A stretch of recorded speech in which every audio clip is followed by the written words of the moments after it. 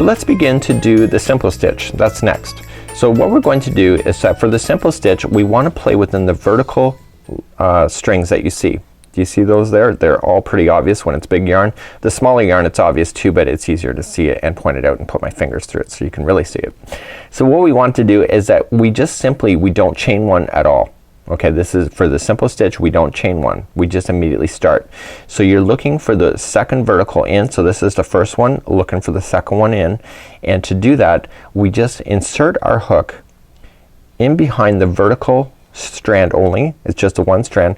Yarn over and pull through that vertical strand and slide it.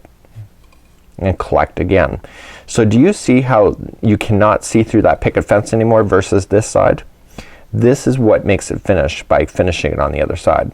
So what we're going to do is that we're going to come into the next vertical. So you got the first one, come into the next vertical for a simple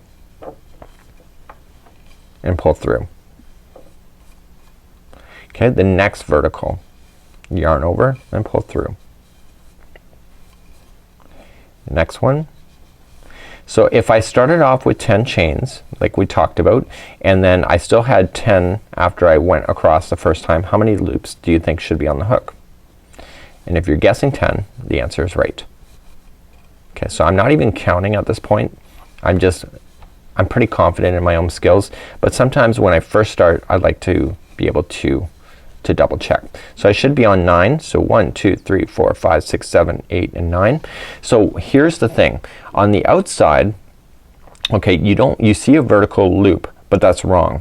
So what you have to actually look for is look for where there's 2 strands. Okay, and go right into that instead. So you don't look for one loop, you look for the actual chain stitch, just like so. Yarn over and pull through. Okay, if you go through one loop or one strand on the end, you will have a massive hole that appears in your project each and every time. So you can see that the picket fence is now gone. You can no longer see through this project, so that you can see that when you go back and all of the loops are on the hook, this is actually when the row below is actually complete. To go back in the other direction, it's just like we started before. So we yarn over and pull through one loop only. And now for the remaining of this particular line we yarn over and pull through 2 each and every time.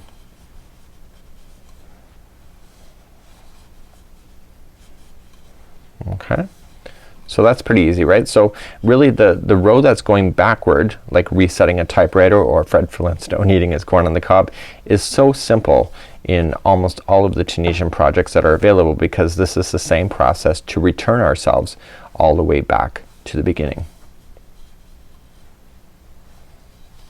So I'm gonna review the simple stitch one more time before we move on.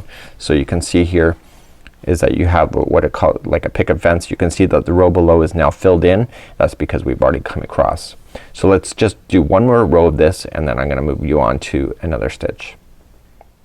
So to begin the simple, remember that we just don't worry about this first vertical, we go to the second one over.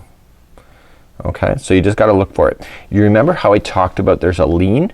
You can see that the lean is actually happening. You see that the stitches are actually leaning over.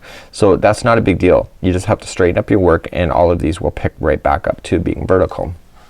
So let's begin again. We come into the second vertical, yarn over and pull through. And we're gonna just speed up. And we do that all the way across. So once you get the hang of this, you can actually really being able to motor along. So in the next part of this, when I come all the way back, I'm just gonna talk to you before we move on. We're gonna be covering the actual knit stitch next. The knit stitch actually looks like it's truly knitted, and it's actually really amazing. It's my most favorite stitch of the whole Tunisian at this time, and I think it's amazing. Remember on the edges we don't just go into one, we go into the actual chain, and there should be 2 strands left on top of your line, and pull through.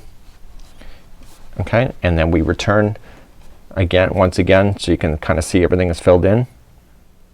To return, we simply yarn over and pull through the first loop only, and then for the remainder we yarn over and pull through 2. Okay, and you can see that the curl is slightly happening. and if my hook was much smaller it'd be a lot more severe, and again that's when blocking and etc comes into play when you put borders around this. When we go to put borders around Tunisian, just so that you're aware, you can't use the same size crochet hook. You have to go back down to the recommendation of the actual strand itself, because in actual fact because the tension is so tight, it's actually making this to that size even though you're using a larger size hook in order to achieve it. So let's begin just like that. So this is the simple stitch, and again you can see that the next verticals are ready for you, and we're gonna do the knit stitch next.